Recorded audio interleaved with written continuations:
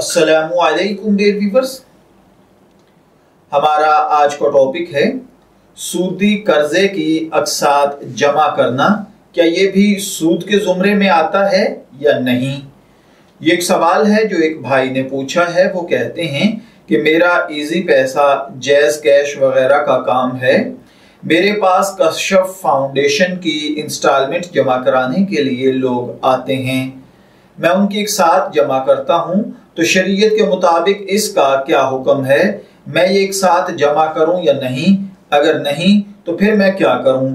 Kashaf foundation लोगों को कर्ज देती है, असल रकम से ज्यादा वसूल करती है, लोगों को मुख्तलिफ मद में पैसे देते हैं और फिर असल रकम से ज्यादा वसूल करते हैं।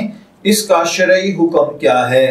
देखिए भाइयों और बहनों, ये कशफ फाउंडेशन अगर वाक़तन कर्ज के तौर पर रकम देते हैं और इस पर असल रकम से ज्यादा मशरूत नफा वसूल करते हैं, तो ये जायद रकम अगरचे सूद के उन्वान से ना लें बल्कि फीस या किसी और उन्वान से ले लें, तो भी वो सरी सूद में दाखिल है और कर्जा देकर सूद का लेना और देना शरन नाजायज और हराम है। कुरान करीम और अहादीस मुबारका में सूदी मुआमलात करने वालों के लिए सख्त वईद वारिद हुई है।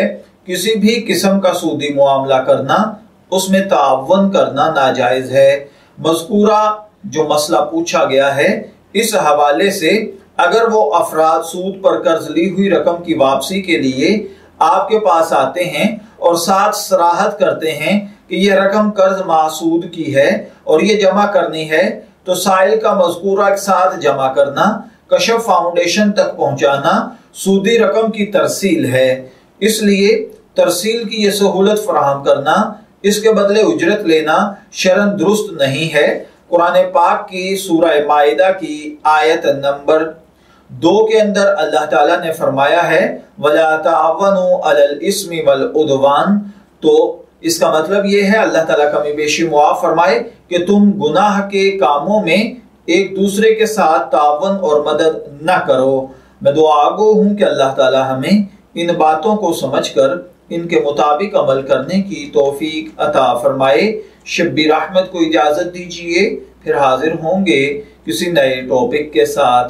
तब तक के लिए अल्लाह हाफिज।